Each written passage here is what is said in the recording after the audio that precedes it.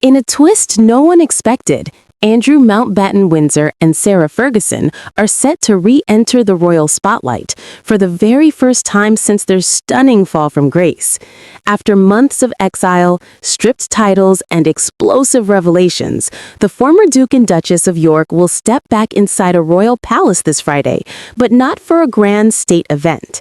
Instead, the moment comes wrapped in family tension, whispered fears, and royal unease.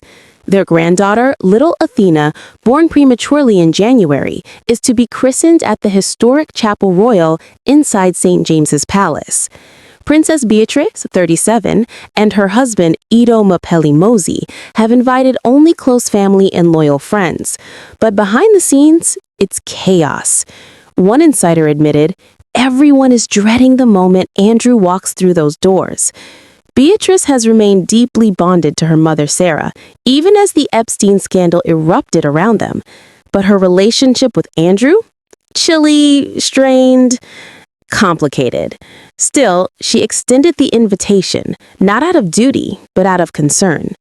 Those close to the family say Andrew has been struggling, his mental health at a low point, clinging tightly to the grandchildren he adores.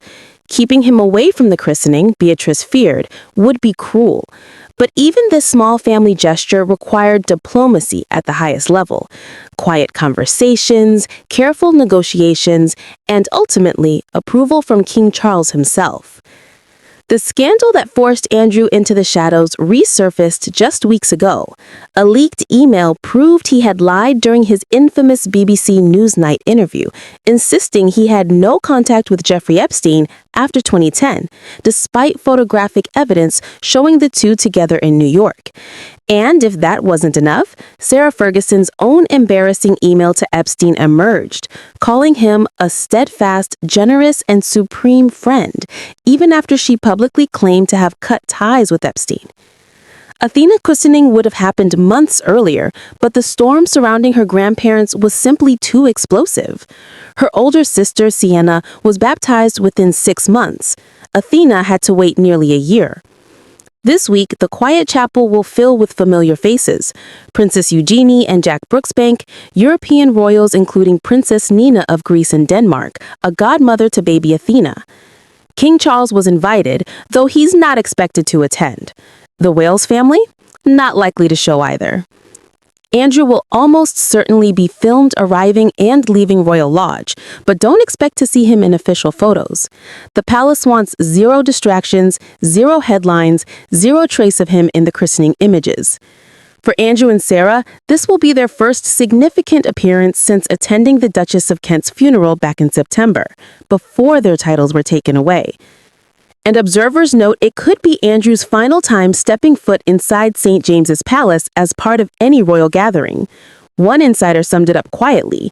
Beatrice wants the day to be about her daughter, but everyone knows the real story here.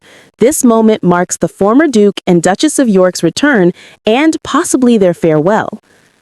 What's more, Andrew hasn't been invited to the royal family's traditional Christmas Day service at Sandringham.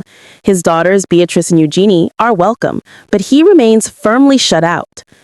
Despite the turmoil, Beatrice's closest friends are rallying around her. Holly Branson, Willow Crossley, and nutritionist Gabriella Peacock among them. And through it all, Beatrice has spoken openly about Athena's dramatic early arrival, calling the experience humbling, remembering how her tiny daughter weighed just 4 pounds 5 ounces when she was born. She said, "Nothing prepares you for the moment you realize your baby is coming early. There's so little control." This Friday's christening may be a quiet, private ceremony, but make no mistake, it carries the weight of scandal, hope, and a royal family still trying to hold itself together.